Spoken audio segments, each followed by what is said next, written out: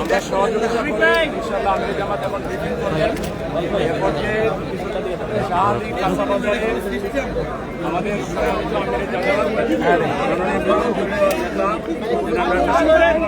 এসেছিলেন, তিনি ব্যবসায়ীদের কাছ থেকে নিয়েছেন। তিনি এখন আমাদের সামনে আছেন এই আসনের মাননীয় সংসদ সদস্য আরমান ভাই, অন্যান্য স্থানীয় নেতৃত্ব আছেন। এখন আমাদের সামনে ব্রিফিং করছেন বাংলাদেশ জামাত ইসলামীর সম্মানিত আমির জননেতা জনাব ডক্টর শফিকুর রহমান। এটা কি আপনারা সবাই সহযোগিতা করেন? লাগাই দেবো। এই বাজারের সম্মানিত এবং সাংবাদিক ভাইয়েরা, আজকে ফজরের নামাজের পরেই আপনারা কষ্ট করে এখানে এসেছেন। আমরা এদেশের নাগরিক, দেশে বর্তমানে একটা সরকার প্রতিষ্ঠিত আছে, একটা সংসদ প্রতিষ্ঠিত হয়েছে। আমরা বিরোধী দলে বলতে সরকারি দলে বিএনপি আছে। আগের থেকেই বাজার অস্থির, এটা মনে হচ্ছে আরো একটু বেশি অস্থির। কেন অস্থির? মাঝখানে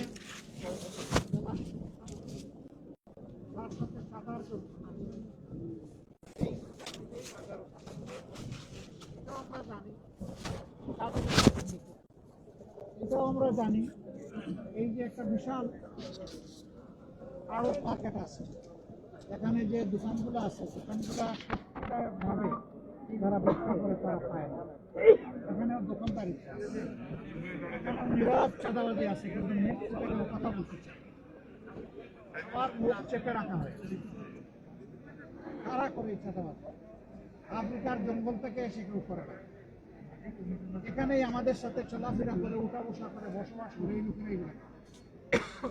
তাদের পরিচয় আমরা সবাই জানি। বিগত সংসদের শেষ অধিবেশনে, শেষ দিবসে আপনারা শুনেছেন, আমি পরিষ্কার বলেছি যে সংসদের ৩০০ জন সদস্য যদি সিদ্ধান্ত নেয় যে বাংলাদেশে চাঁদাবাজি হবে না, তাহলে কেউ করার সাহস হবে।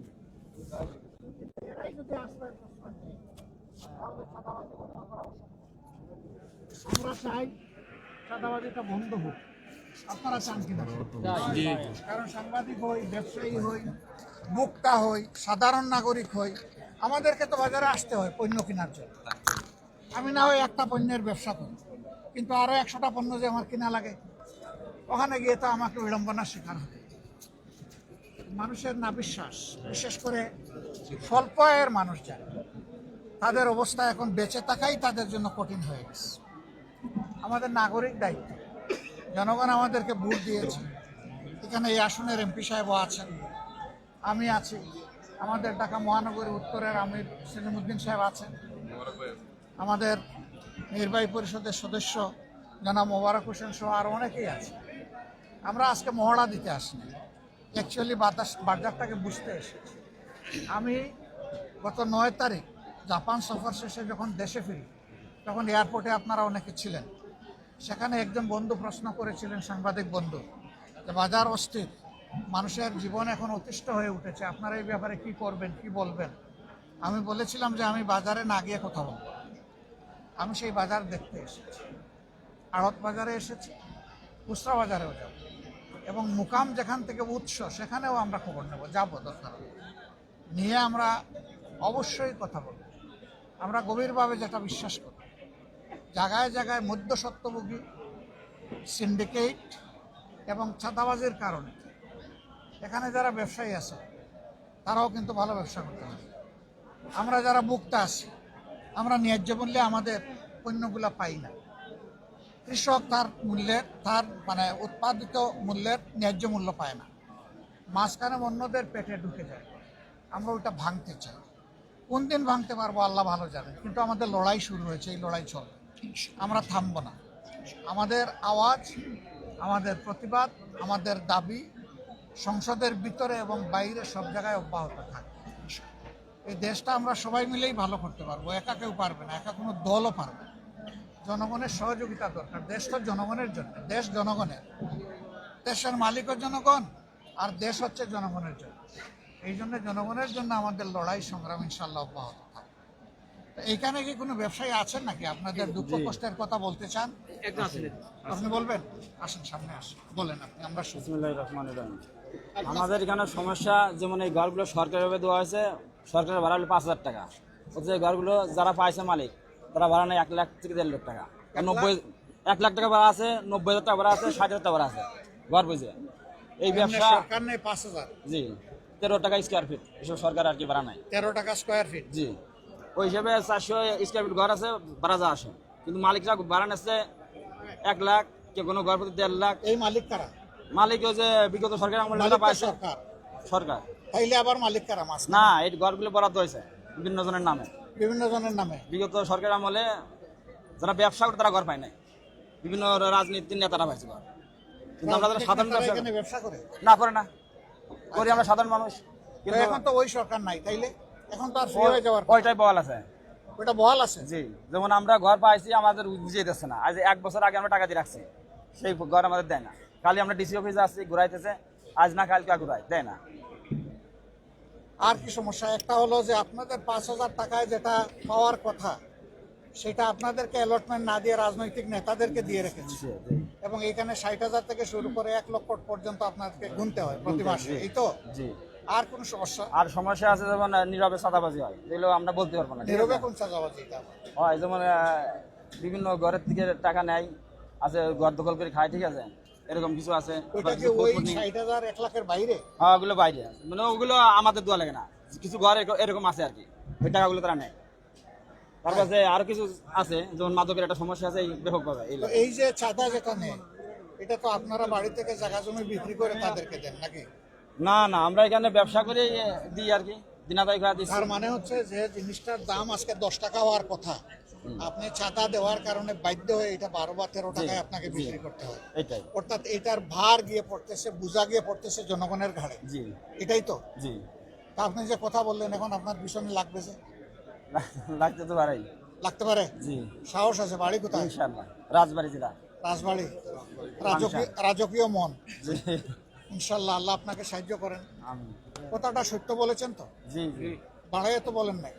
পারাই বলুন। সত্য কথা বলার জন্য আল্লাহ আপনার সাহস এবং শক্তি আরো বাড়াই দিন। আর আপনার কোনো সমস্যা হলে আমরা আপনার পাশে থাকবো, কারণ আমরা আসার কারণে এখানে আপনি কথা বলেছেন, আমরা থাকবো আপনার সাথে। এখন জায়গায় জায়গায় কি করতে হবে? নীরবে চাঁদা দিয়েই যাবেন, সহ্য করবেন, নাকি আরো কিছু করা লাগবে? না, আমরা চাচ্ছি এটা বন্ধ হোক। বন্ধ হোক? জি, তাইলে বন্ধ করতে হলে তো প্রতিরোধ করা লাগবে। জি, প্রতিরোধের জন্য জি, আমরা সবাই প্রস্তুত আছি ইনশাআল্লাহ। সবাই প্রস্তুত হবেন? জি, প্রস্তুত হন, আমরা সবাই মিলে প্রতিরোধ করবো। আপনি তো এই একটা বাজার আসলে পরিদর্শন করলেন এবং আপনি যে বিষয়টা বললেন প্রমাণটা এখানে পেয়ে গেলাম। আসলে বিরোধী দলের নেতা হিসেবে আসলে সরকারের আপনার কোনো পরামর্শ অবশ্যই আমরা সংসদের ভিতরে বলেছি, এখানেও বলেছি। আমার শেষ বক্তব্যটা আশা করি সাংবাদিক হিসাবে আপনারা ফলো করেছেন। আমি জনগণের দুঃখ কষ্টটাই তুলে এনেছি। সেই সাথে আমি যে নির্বাচনী এলাকা থেকে নির্বাচিত হয়েছি তাদের দুঃখ কষ্টের কথা বলেছি।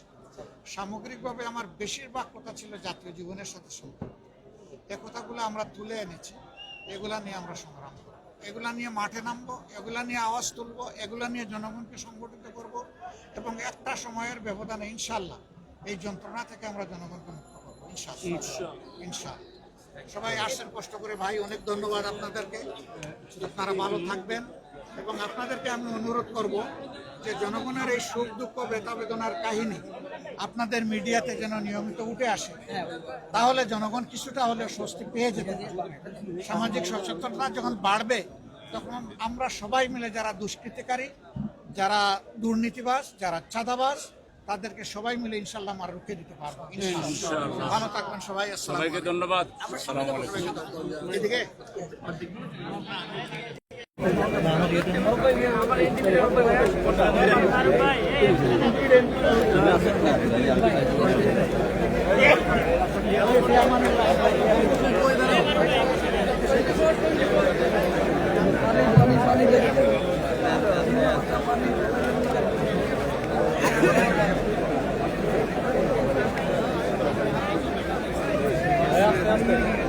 সামনে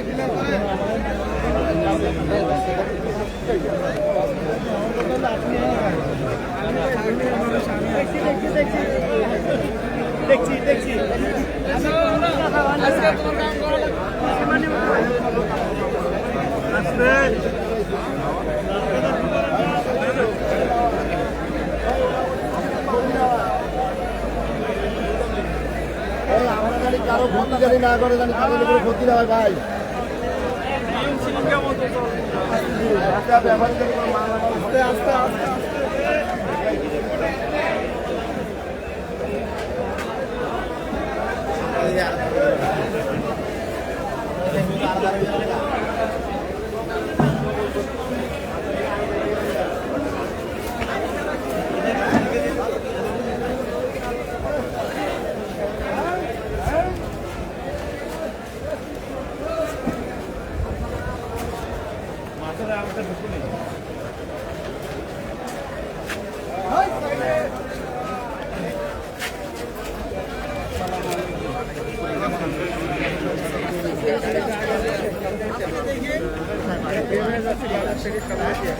মানসিক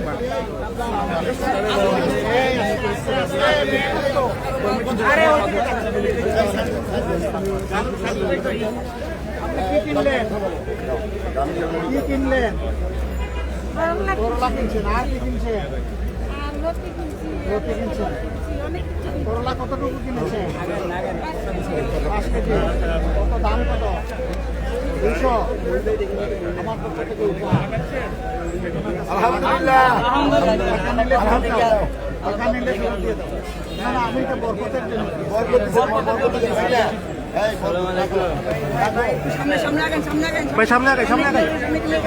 সামনে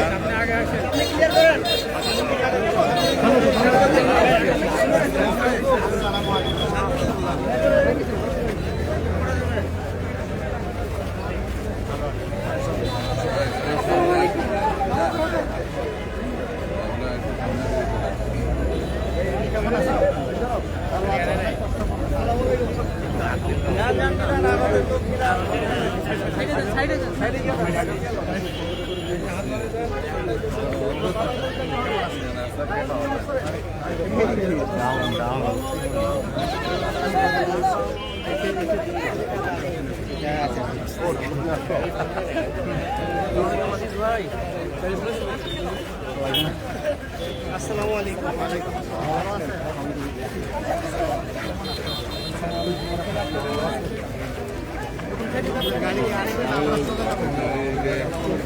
আমরা চলে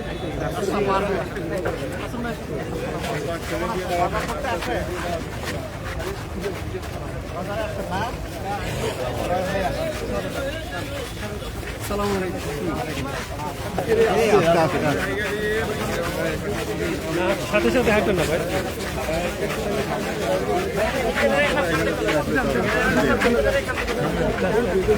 আস্তে আস্তে আস্তে আস্তে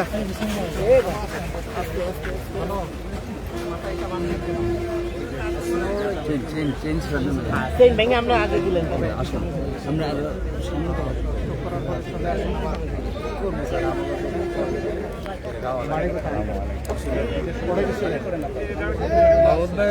আমরা সাইড দিয়ে স্যার হাইটা আগাইতেছি সামনে না ভিতরে সামনে কি করছেন তখন গাড়ি চালায় গেছি 10টা বাচ্চা কাছে কয়জন 2 ছেলে কোথায় থাকে ও হ্যাঁ ওরা দুটো লোকে থাকে এখানে দেখা করতে চাই আমার লেজুলি আছে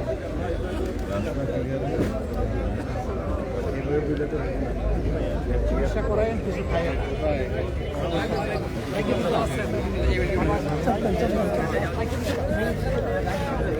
ভাই একটু চাপেন না আপনি এখানে দাঁড়ান না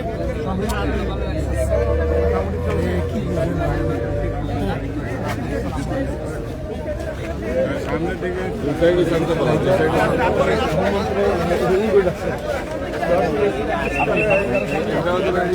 সামনে যেতে পারে ফাঁকা রাখবে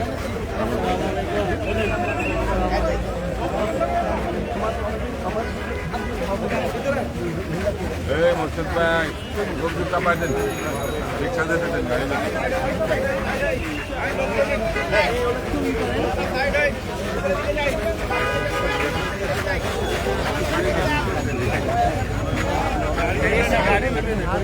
বুঝছি তো ওই লাইনে ওই যে গাড়ি ঘোরাচ্ছে ওই যে সামনে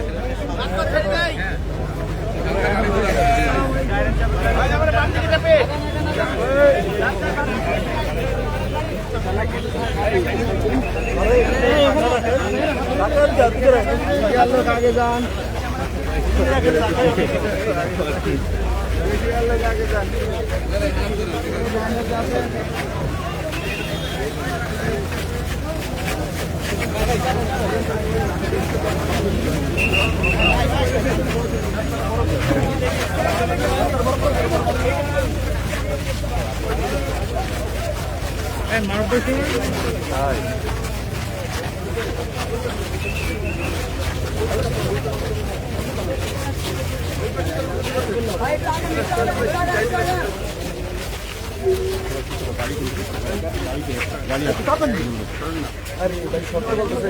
সেলিম ভাই শর্তে বলতেছে তারপরে বড় করেন বড় করেন